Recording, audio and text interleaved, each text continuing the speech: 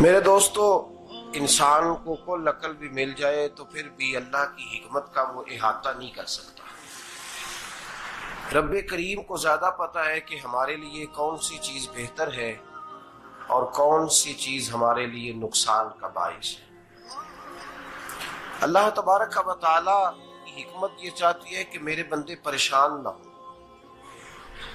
رب یہ چاہتا ہے کہ میرے بندے کسی جگہ پہ بھی دقت اور پریشانی کا شکار نہ ہو، تو اللہ تبارک و تعالی نے راہ اعتدال اختیار کرنے کا حکم ارشاد فرمایا کہ تم اعتدال کے رستوں پہ چلو، معتدل زندگی گزارو، افراط و تفریط سے بچو۔ آج جس معاشرے میں ہم وقت گزار رہے ہیں، اس معاشرے میں ہم اس بات کو سمجھنے سے قاصر ہیں کہ اصل ہمارا مسئلہ کیا ہے۔ ہمارا اصل جو مسئلہ ہے اس کی شناخت ہمیں کیسے ہوگی اور ہم پھر اس تک رسائی کس انداز میں حاصل کر پائیں۔ ہم ہمیشہ اپنی آمدن بڑھانے کے چکر میں رہتے ہیں، ایک کام اور شروع کر لیں، پارٹ ٹائم جاب شروع کر لیں، کوئی سائیڈ بزنس اس کا آغاز کر لیں۔ ہماری جو دوڑ لگی ہوئی ہے وہ لگی ہے کام بڑھانے میں، آمدن بڑھانے میں، حالانکہ اسلام ہمیں یہ کہتا ہے کہ تو آمدن بڑھانے کے چکر میں نہ پڑ، اصل بات یہ ہے کہ تو اپنے خرچے کنٹرول کر۔ تنگ انسان وہ نہیں ہوتا جس کی آمدن تھوڑی ہوتی ہے، یہ توجہ کیجیے گا میری بات، یہ قیمتی بات ہے اور گفتگو ساری کا لب لباب ہے۔ تنگ بندہ وہ نہیں ہوتا جس کی آمدن تھوڑی ہوتی ہے، اصل پریشان وہ ہوتا ہے جس کے خرچے زیادہ ہوتے ہیں۔ اور ہمارا جو روزمرہ کا نقصان ہو رہا ہے نا، وہ آمدن کے معاملات میں نہیں ہو رہا۔ بنیادی نقص جو واقعہ ہو رہا ہے وہ یہ ہے کہ ہمارے اخراجات زیادہ ہیں اور وہ اخراجات کسی اور نے نہیں بڑھائے، وہ خرچے ہم نے خود بڑھا لیے ہیں اور اب ہمیں اس کا نقصان بھگتنا پڑ رہا ہے۔ اور اگر آپ صحیح معنوں میں ٹٹولیں تو جو بہت امیر لوگ ہیں وہ تو ان خرچوں سے بچ گئے۔ میں نے بہت سارے ایسے ختمات میں شرکت کی ہے، میں بہت ساری ایسی جگہوں پہ گیا ہوں کہ جہاں لوگوں نے بڑا مختصر سا ختم دلایا ہے تو ہو گیا ہے ختم۔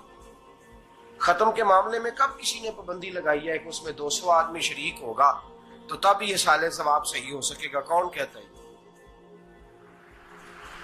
یا شادی کے موقع پر اگر سارے بہن بھائیوں کو نہ بلایا گیا تو میری شادی پایہ تکمیل تک نہیں پہنچے گی، اس میں برکت نہیں ہوگی، یہ کس نے فتویٰ دیا ہے؟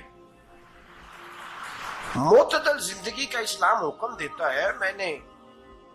میں پڑھ رہا تھا کہ ایک بہت بڑا صدر ہے، غالباً سوڈان کے صدر کی بات ہو رہی تھی، تو اپنے بیٹے کی بارات لے کے گیا تو 4 لوگ گئے ہیں بارات اور 15 لوگوں کا اس نے اہتمام کیا اپنے گھر میں کھانا کھانے کا، تو کیا شادی ہو گئی کہ رک گئی؟ تو بھائی راگ الاپنا اس بات کا کہ بڑی پریشانی ہے، کوئی سائیڈ بزنس شروع کیا جائے فلان جگہ فلان جگہ فلان جگہ، تو اصل معاملہ یہ ہے کہ پہلے ایک بندہ کماتا ہے تو پھر بھی گھر ہی چلتا ہے، پھر بڑا بیٹا ساتھ شامل ہوتا ہے تو پھر بھی گھر ہی چلتا ہے، پھر منجلا بیٹا شامل ہوتا ہے تو پھر بھی گھر ہی چلتا ہے۔ جو رونا دادا جی رویا کرتے تھے کہ بڑی مصیبت ہے، بڑی مشکل ہے، گاؤں میں رہ اکیلے ہوتے تھے اور وہ 5 بچوں کو اور 4 بچیوں کو وہ پالتے تھے، تو جو وہاں پریشانی تھی وہی آج پریشانی شہر میں آ کر پڑھ لکھ کر موٹی تنخواہ لے کر وہی پریشانی ہمیں ہے۔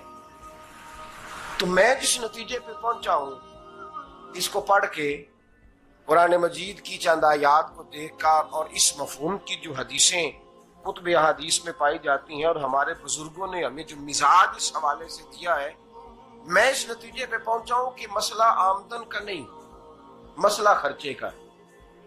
ہمارے خرچے بنیادی طور پر زیادہ، اور اگر پھر ہم زیادہ بوجھ خواتین پہ ڈالتے ہیں کہ وہ مطالبے زیادہ کرتی ہیں، اور اگر آپ مجھ سے پوچھیں تو خواتین کی بھی اگر کسی جگہ کوئی عادت خراب ہوتی ہے تو اس میں اصل کردار اس کا ہوتا ہے جو وہ عادت خراب تو کیوں اپنے گلے سے اتار کے آپ کسی کے گلے میں بات ڈالنے کے چکر میں ہیں؟ وہ خواتین کی طبیعت نہیں ایسی ہے. اصل بات یہ ہے کہ ہم نے عادت ڈالی ہے، ہم نے یہ مزاج ان کو دیا تو ان کا بنا ہے، نہ کیسے بن سکتا.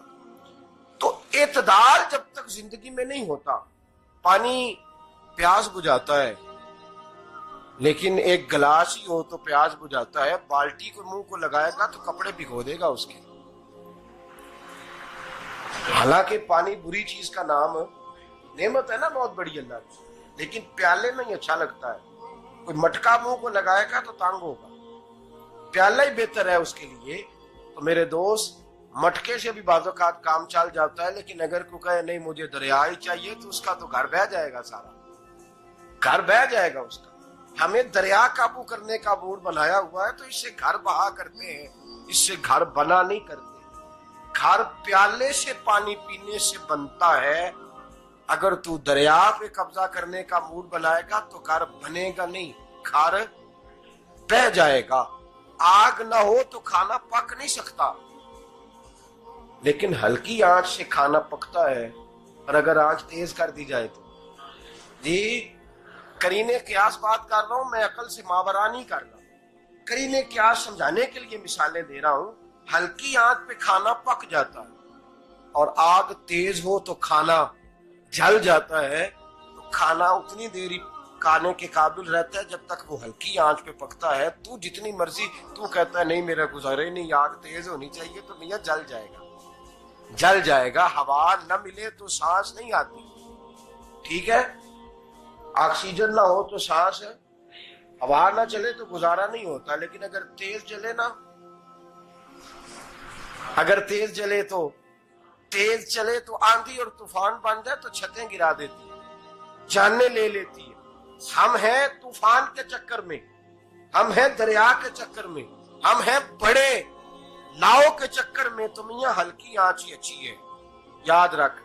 اور ایک گلاس پانی کا اعتدال سے ملتا رہے تو وہی ملتا رہے، ضرورت کے وقت وہی بہتر ہے. تو پورے دریا پہ قبضہ کرنے کا پروگرام نہ بنا، تانگ ہو جائے گا. اور میرے عزیز یاد رکھ، ہوا سانس لینے کے مطابق ملے تو وہی اچھی ہے، جو سانس بند کرنے پہ آ جائے وہ ہوا اچھی. ہم نے چکر چلا لیا ہے کہ زیادہ پیسہ، راتوں رات پیسہ، لمبا پیسہ، یہ پلاٹ بھی میرا، وہ پلاٹ بھی میرا، گجرا والا بھی، گجرات بھی، لالا موسیٰ کھاری اور پنڈی تک جہاں میں جاؤں میرے نام کی تختیاں لگی ہوئی ہونی چاہیے. اسلام منع